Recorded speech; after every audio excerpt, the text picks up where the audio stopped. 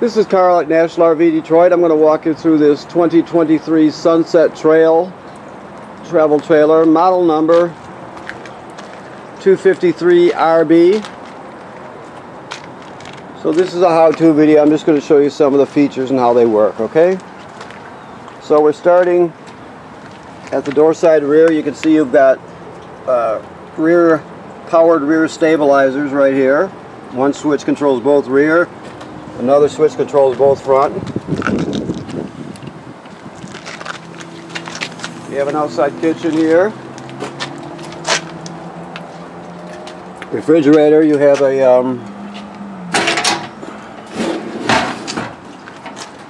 griddle here. Now the griddle has a, let me see if I can grab it here. It has a LP line here. There we go. You can see it's got a male quick connect on it. That male quick connect connects right there, so you can connect right to the trailer's LP system. Okay. You also have running water. Another feature is you have on-demand hot water. So you don't have a water tank, you just got a steady flow of hot water, which is great. I'll show you the switch and how it works when we get inside, alright?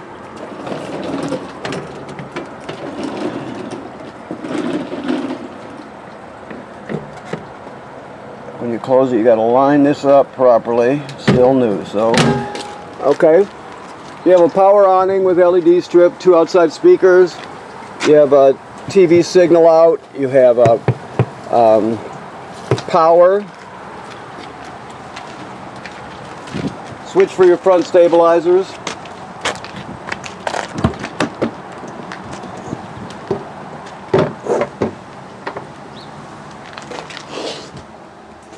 So we have a coiled sprayer that hooks into the spray port. I'll show you the spray port when we get to it. You have this long crank. Long crank has a cylinder with a slot cut in it. It's to crank the stabilizer jacks if they happen to fail. So if you go to the off-door side of the stabilizer rack, you can see that there'll be a shaft sticking out with a pin through it. Well, this will fit right over that, and you can actually crank the jacks manually to get yourself out of trouble. This one is for the power tongue jack, and you can crank it manually to get yourself out of trouble also.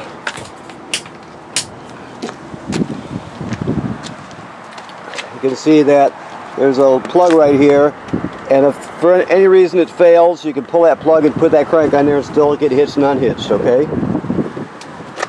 This little port here is just in case you wanted to get a portable solar panel to charge the battery. This one's made by Go Power, and it would just plug in right there. You have 2 deep cycle marine batteries, and they're wired together as 12 volt, so they output 12 volt. You're just doubling the storage capacity. Okay. You have 2 LP tanks, full, automatic changeover regulator, and then if we come over here, you can see that's the kill switch for your battery right there. So by turning that to the left, you can shut off the battery, disconnect it from the trailer. Alright? So,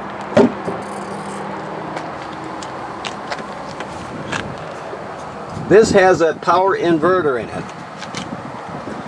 Now an inverter takes 12 volt DC and inverts it to 110 AC.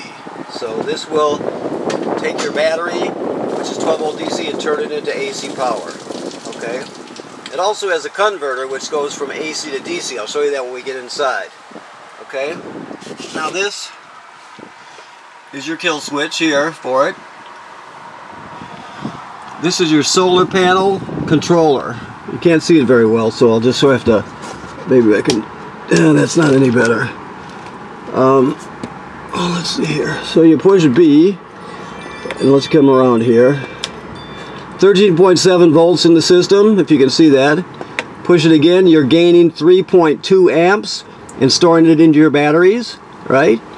100% charged, and you got 41 amp hours in it. So you get 4 screens by pushing B there. You get 4 different screens, and it'll tell you everything you need to know about what's happening with your 12 volt and solar system. So That's what that's for. There's also I believe this one comes with an app. It'll be a Bluetooth app also. So if you wanted to do that, you can download that at whatever store you use. If it starts flashing FUL and the button won't respond, it's telling you that it has shut the panel down because the batteries are full. There's no more room to store anything, so it's just shut it down. The minute the amperage drops in your batteries, it'll click right back onto normal. Okay? Alrighty. So, city water hookup right there, most common way to get water to the trailer.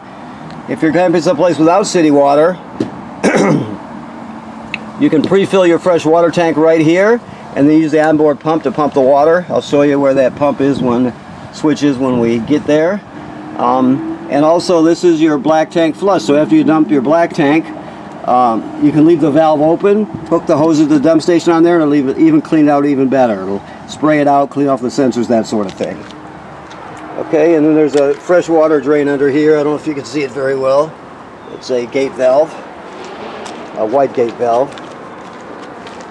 So you have a slide topper on top of your slide out. This is a 50 amp system, so you have 50 amp power cord, and then we give you a reducer to reduce it down to a 30, and then another one to reduce it down to 20. But you can always plug it in no matter what. You can't run your air conditioners off of 20 amp, but you can run everything else. That coiled sprayer I showed you plugs right in there. This here is for your cable and satellite into the trailer. Okay. While we're standing here, you have this housing here tells us this is pre-wired for a Furrion backup camera kit if you wanted to add that on. You also have a ladder which makes it easy to inspect the roof. The manufacturer states every 90 days you should inspect the roof, so that should be part of your regular maintenance.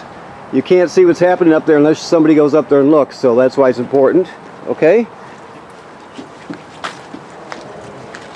Let's go inside here. Okay. Okay. So let's see what we've got here. Get some lights on here. So that was your awning light also. So you see you got an LED strip up there. You have your slide room switch right here. Your power awning switch right here. Never leave the awning out unattended. You're not going to be at the campsite, roll it in. I told you about the water pump that you would use to pump water out of the fresh water tank. If you didn't have any city water, you could turn that on right there. That's also used to winterize the trailer. You also have tank heaters. Now the tank heaters are to extend your camping season. Basically they're heating pads that go on all your holding tanks, and when you turn it on like this, it'll keep them from freezing, and it'll extend your camping season. Okay. Then you have your your battery charge. This is where you check all of your levels at.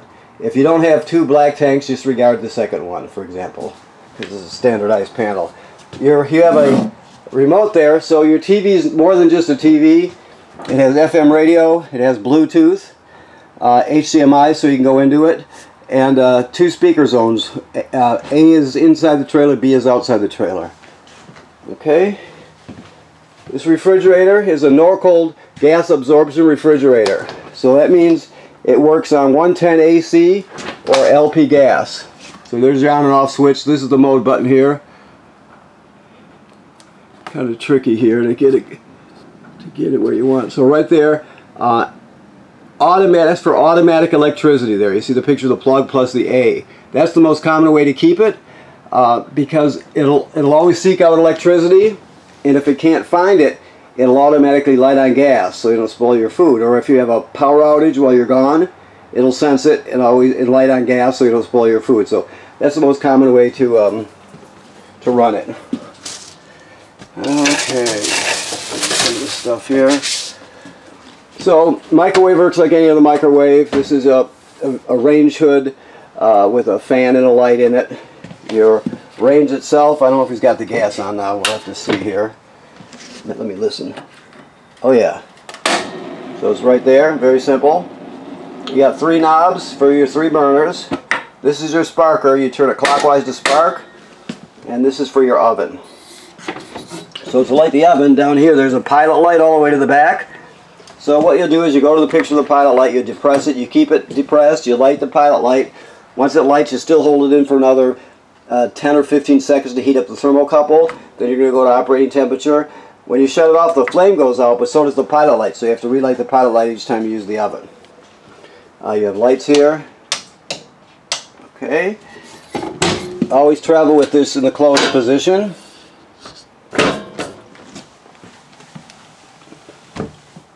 I showed you the power inverter that inverts your receptacles basically. You can run a small electrical appliances off of it. Let's say you're out in the middle of nowhere and you don't have any AC power at all.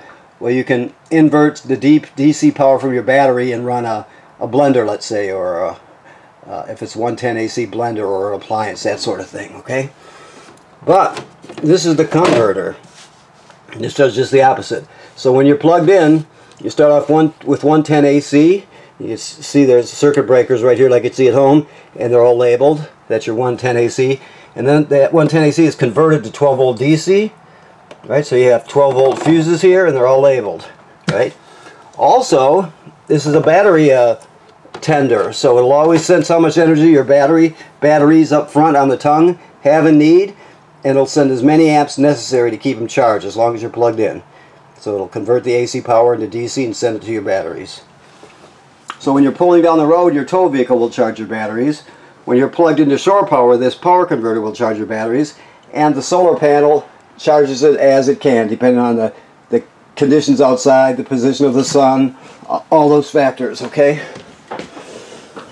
Alright, your keys are hanging right here. Always travel with, even though this does have a magnetic strip, always travel like this so they don't slam together and break. Alright, let's see here. So, I told you had on-demand water. This is your controller right here. If there's no water on demand, no water to be called, it will not turn on. It's got it's a safety devices in it. So, for it to have water on demand, you have to be hooked up to city water, or you have to have water in your fresh water tank and have your water pump on, right? And then you have to call by turning your hot water, and it'll give you a non-stop supply. It's set at 115, which is pretty typical. And as long as you've got a source for water, and you're calling it from a faucet, it'll just give you non-stop hot water. Okay, which is great. And let's just see what this one says here. It's kind of small. I'm curious to see what it says. Give me a second. Yeah, that just says GFCI protected. Keep in mind that all the plugs in the trailer, even on the outside, are wired through a GFCI. So even if it isn't physically a GFCI plug, it's still wired through one. So if you're using something outside and it popped, you would reset it in here, for example. Okay. All right. The toilet is typical RV toilet, so you can't use it dry. So when you get to the campground, you hook up your power and your water. Then you come in here and you put a dose of chemical right in the bowl. Then you step on the flush pedal. Water comes swirling around. Hold it down long enough to put at least a gallon of water in the black tank below along with the chemical. Then you're ready to use it. If you don't do that, it's considered using it dry. That's a bad thing because first of all, it'll get clogged up. Second of all, the smell will be terrible. So you always want chemical and water in it. That's important, obviously. Okay. The thermostat is right here. It works like they all do. You push the mode button to light it up, and then you're just going to keep pushing the mode button to find the mode you want. You could drop this table down onto the cleats and turn this into a bed if you want to. You have some recliners here. Of course, your bedroom has if you pick up the bed, there's some storage. Now, the reason this is a 50 amp system, this sticker, I'm sure that's what it says, but I'll tell you right now, you can add a second air conditioner to this because it's pre-wired for 2 air conditioners. So if you wanted us to put a second air conditioner in, we would prep it and it'll go right in this vent right here, and you have a second air conditioner. So that's why it's a 50 amp system, because it's pre-wired for 2 ACs in case you want to add another one. This is your emergency window. It works like they all do. You just push it all the way through, then grab a hold of this knob here and pull the screen loose, and you can escape in an emergency. Okay. And you have TV hookups with a backer there, so you can put a TV in this room also. Okay, so I think that covers everything. This thing glowing over here is your carbon monoxide LP gas detector. It should always be green like it is. If it's not, get it serviced. Meaning get it either, make sure it's hooked up properly or replaced. But never just leave it without it actually functioning. So it's that important. So, okay. Alright, so I want to thank you for purchasing your trailer here at National RV Detroit. Please remember what I said about inspecting the roof every 90 days. That's very important for any travel trailer. And you have, right now there's water in the system. It's ready to be camped in, but it's coming soon. You're going to need antifreeze in the system once the cold weather hits, so keep that in mind that it needs to be winterized in a little bit, okay? Thank you.